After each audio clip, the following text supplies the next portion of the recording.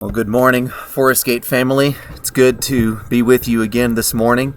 I hope we have a good time together this morning devotional, which I decided to title The Return of the King, and to consider the return of the King, and you'll see why in a moment. So, last week, as I was trolling around on Facebook, I was made aware that March 25th is Tolkien Reading Day. I was not aware of this. I am a huge nerd, but apparently I'm not a big enough nerd to know that March 25th is Tolkien Reading Day, which coincides with the fall of Sauron in that movie. And if you don't know Lord of the Rings, you don't have to.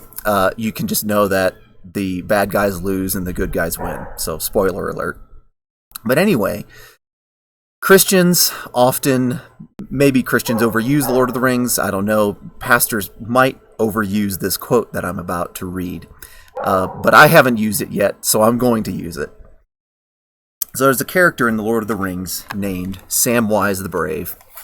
And after the bad guys have lost, the good guys have won, Sam has thought that he died. He thought that his friend Gandalf had died. But after all the calamity, the battle is over, the victory's won, and he wakes up.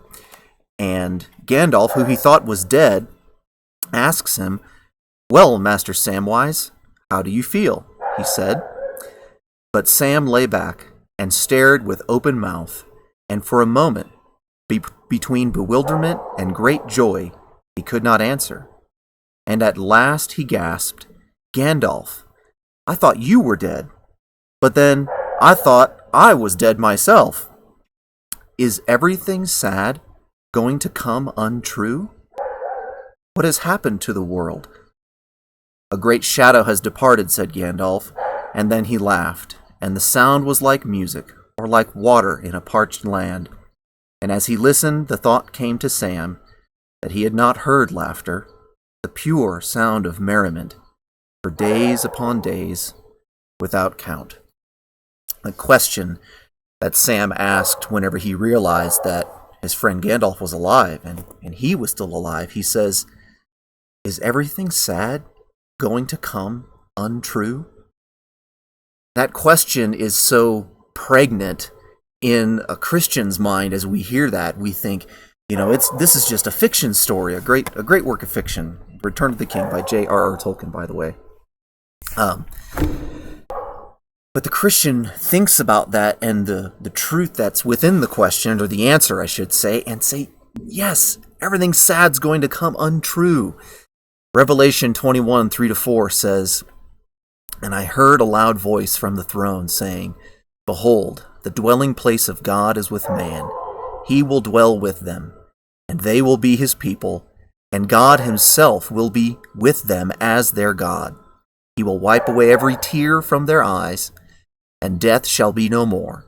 Neither shall there be mourning, nor crying, nor pain any more, for the former things have passed away.'" So we would want to say, yes, everything sad will come untrue. But our agreement with that sentiment needs a little bit of nuancing. Notice the nature of the things that are in Revelation 21, 3-4. They are former things that have passed away, which means they really did exist. See, in the quote in The Lord of the Rings, Sam thought Gandalf was dead, but it really wasn't true. And he thought himself was dead, but it really wasn't true. And so in that sense, the sad things became untrue. They never actually really happened. But in the Christian life, in life in general, sad things do happen. And it's those things that pass away. Notice even in Revelation 21, 3-4, the future tense of all the verbs. Death shall be no more. There shall be no mourning, crying, nor pain. That is a truth that is to come when the real King returns. But the former things, the things that will be former, they still are now. And so when Jesus returns, it's not as if history is rewritten or as if the sad things, never happened. The Christian is not saved from pain, but Rather, we are saved through pain. And that's a quote I don't remember where I heard from, but we're not saved from pain, we're saved through pain. And that in two senses. One, we're saved through the pain of Christ himself, that he bears the wrath of God on the cross, that it's by his wounds that we're healed. It is that pain bearer, that wrath bearer, by whom we are saved, Christ himself.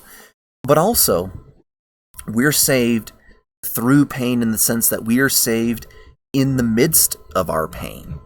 James 1 says, "Count it all joy, my brothers, when you meet trials of various kinds, for you know that the testing of your faith produces steadfastness.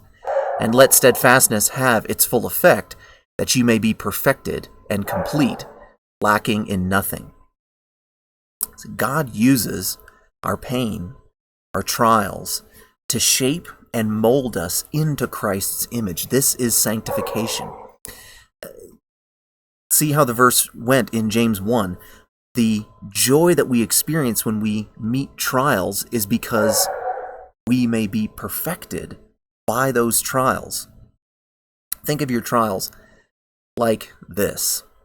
All of the pain, all of the affliction that we experience are like pieces of a thread, or pieces of thread that God is weaving into a bandage to heal our deepest wounds. The pain itself might seem like a wound. The trial might seem like a wound, but it itself is the bandage God is weaving to heal the deepest wounds of our soul. That is our sin, our idolatry, our discontentment, our self-sufficiency. All these things become stripped away and we become refined like gold in the refiner's fire through our trials. They make us perfect and complete, lacking in nothing, James says. So remember this, that over the course of time, God uses the wounds from our trials to make us whole. That's a lifelong process. We look forward to the real return of King Jesus, when he will wipe away every tear, when we will no longer have any more sadness, whenever the former things pass away. But until that time comes, those things that will be former, that pain